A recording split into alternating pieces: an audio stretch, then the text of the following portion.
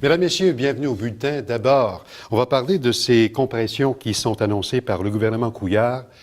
On veut endiguer le déficit budgétaire de la province et ce sont des coupures qui vont toucher plusieurs organismes, y compris des organismes communautaires. Et pour mieux tenter de cerner les enjeux, je reçois François Bergeron, il est directeur de la Corporation de développement communautaire Centre-Sud. Monsieur Bergeron, bonjour. Merci de me recevoir. Y a-t-il lieu de s'inquiéter?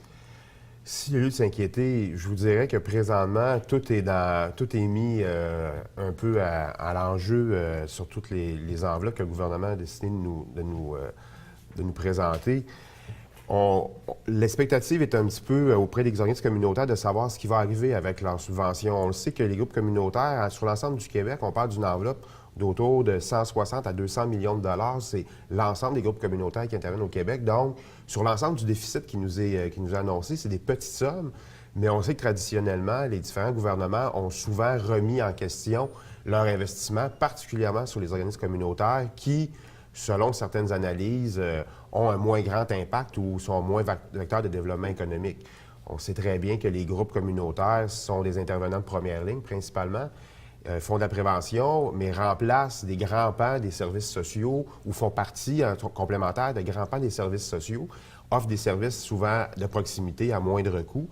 Donc, la peur, c'est de ne pas savoir justement où est-ce qu'on s'en va avec ces couples-là. On parle de peur.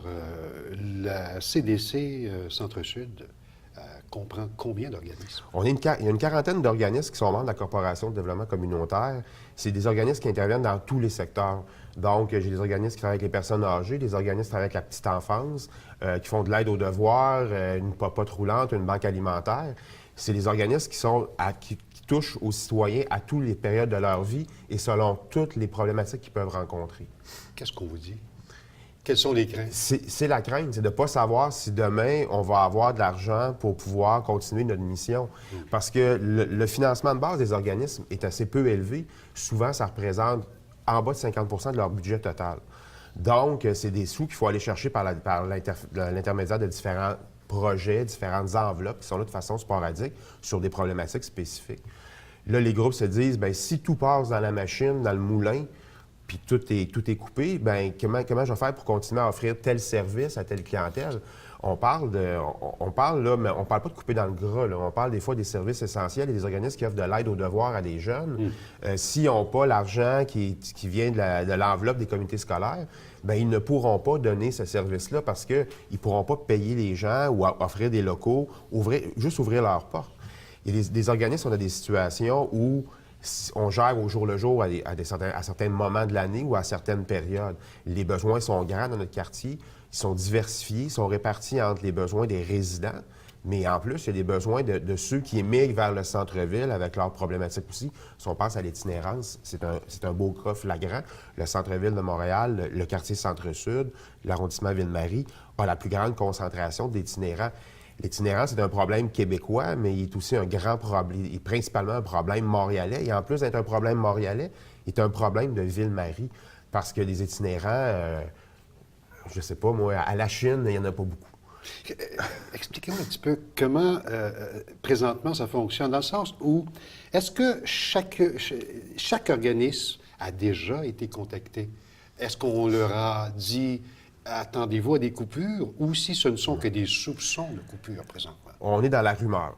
Présentement, on est dans les rumeurs. Vous avez vu dans les dernières semaines, dans les journaux, dans les quotidiens, on nous apprend que les CPE vont être coupés de telle façon, les parents vont être augmentés. Deux jours après, c'est une autre chose. On entend dire dernièrement que les centres de santé et des services sociaux vont être regroupés. Comment interprétez-vous ça? Est-ce que le gouvernement présentement lance des ballons? Attend de voir les réactions? Parce que, à ce que je sache, c'est l'ensemble des organismes communautaires et non qui sont touchés. Oui, présentement, on a l'impression qu'il envoie des ballons d'essai. On regarde comment la population réagit. Puis après ça, bien, on a l'impression que c'est un peu une espèce de crescendo. On fait un peu naître un peu la suspicion puis la crainte dans la tête de tout le monde. Puis le jour où ils vont annoncer certaines coupures, bien, on va se dire « Ah, bien, c'était moins pire qu'on pensait ».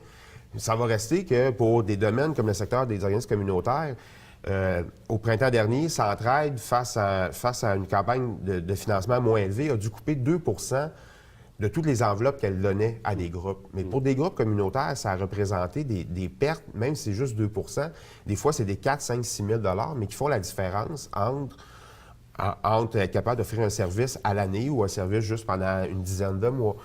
C'est la crainte des organismes, c'est pas de ne pas avoir les sous, dans le fond, c'est de ne pas être capable de remplir leur mission puis de dire, on a des gens qui ont besoin de services. Ces services-là sont essentiels pour certaines personnes. Une banque alimentaire, c'est pas un luxe. C'est un service essentiel. Si on n'a pas les sous pour la faire fonctionner, bien, les gens vont en souffrir directement. Puis c'est les répercussions aussi. Les gens des organismes communautaires, dernièrement, on était réunis, puis le questionnement est à ce niveau-là. Ces répercussions-là sur le tissu social, ça va ressembler à quoi si on coupe dans des services aussi de base que ça, quand on pense que les gens ont besoin de combler certains de leurs besoins essentiels, se nourrir, se loger, c'est assez essentiel. Quand on vient couper là-dedans, bien, on va créer une série d'autres problématiques qui vont probablement coûter 3 à 4 fois le prix une fois qu'il va falloir traiter le problème. Je ressens une appréhension de la part de tous ces organismes.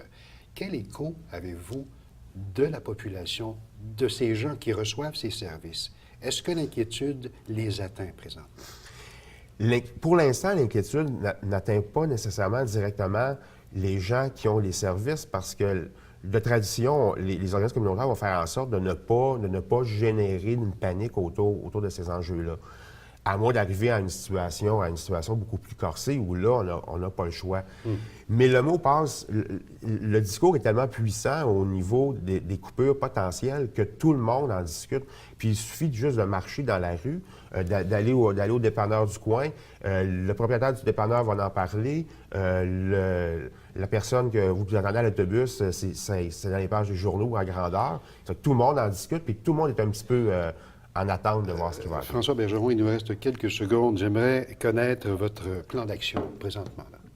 Présentement, on essaye le plus possible de voir, d'attendre, de voir c'est quoi les coupes, comment ils vont se déployer. Au niveau national, on est regroupé dans une corporation au niveau national des CDC où on a commencé à faire des démarchages politiques auprès des élus pour savoir, bien, on peut-tu économiser certains secteurs au niveau de la prévention, au niveau du service aux personnes, en démontrant le fait que c'est très peu d'argent investi si on se compare à des secteurs comme les investissements qui sont faits au niveau du développement économique, qui, on a vu dernièrement, ne rapportent pas toujours autant d'argent ou autant de profit qu'espéré. Donc, c'est un peu la voie pour l'instant. Il y a des mobilisations qui se préparent à différents niveaux. Vous pouvez venir sur le site Internet de la CDC. L'information est là. Monsieur François Bergeron, directeur de la Corporation de développement communautaire Centre-Sud, merci. Bien, je vous remercie beaucoup. Bonne journée.